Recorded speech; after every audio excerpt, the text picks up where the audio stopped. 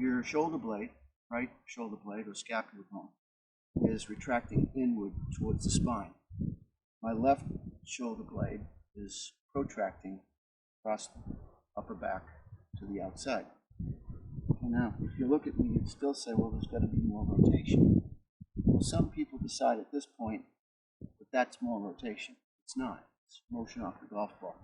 What you're going to get more rotation from is when you let go of that flex in your right knee. When you start to let go down there, you're going to get 45 degrees more turn out of your hips, which allows your upper torso to rotate. So that's really the key in this upward wind-up of your body, to understand that you're not going to get major rotation out of the thoracic spine. Shoulder turn really occurs more because of what's happening from the ground up with your feet and your legs.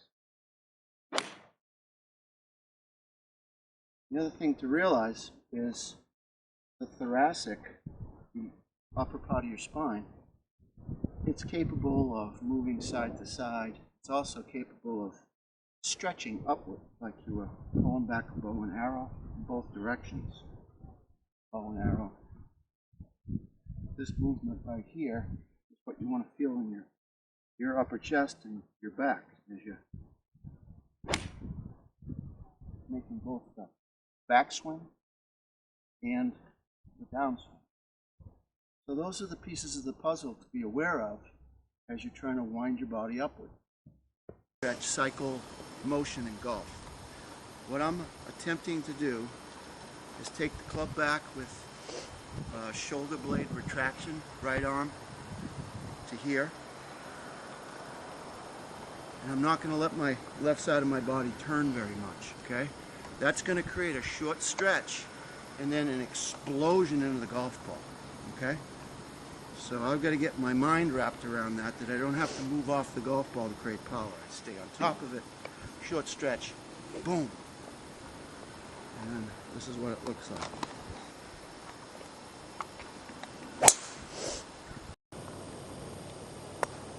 Short stretch cycle, not much turn back, just retraction of the arm.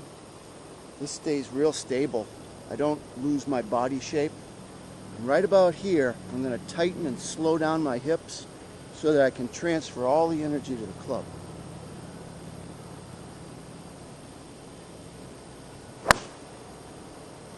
Now, this won't work if I move off the golf ball.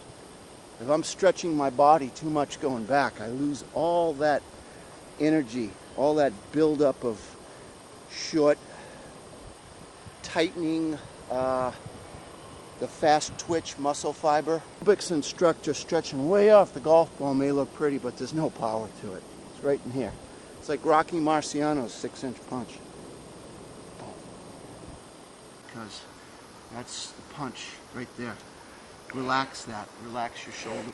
Ben Hogan said that when he was, after his practice sessions, that his core actually hurt. So that means that he tightened up this so much, like he was taking a shot in the gut, that after his practice sessions, his abs would actually hurt.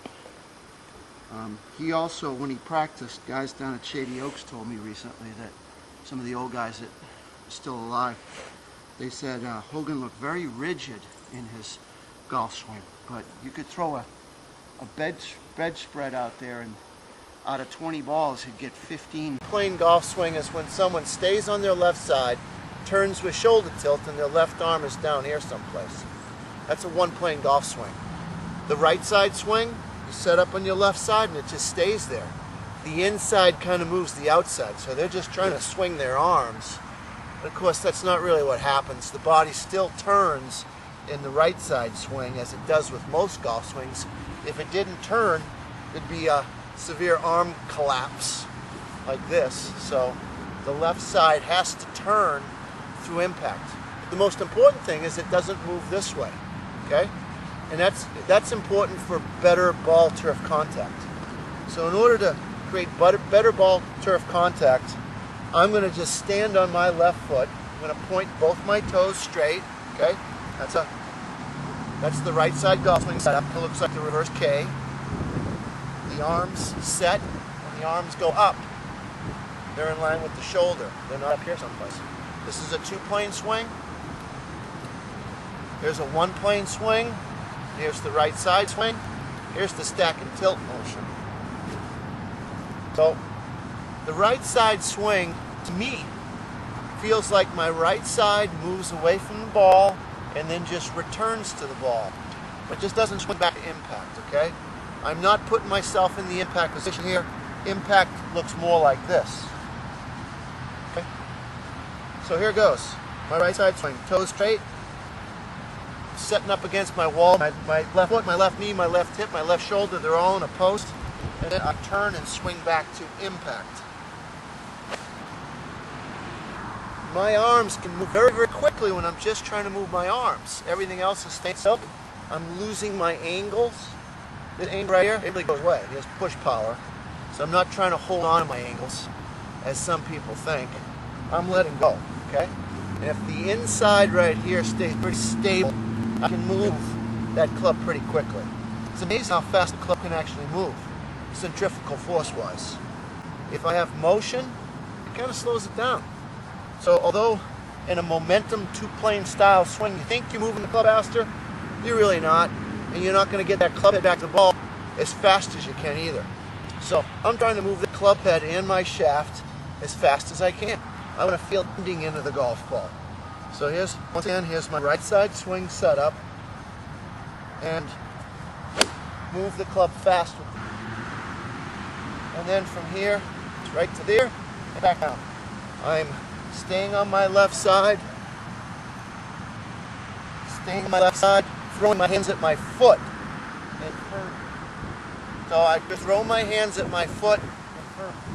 That's what gets the club back to the ball. So powerful.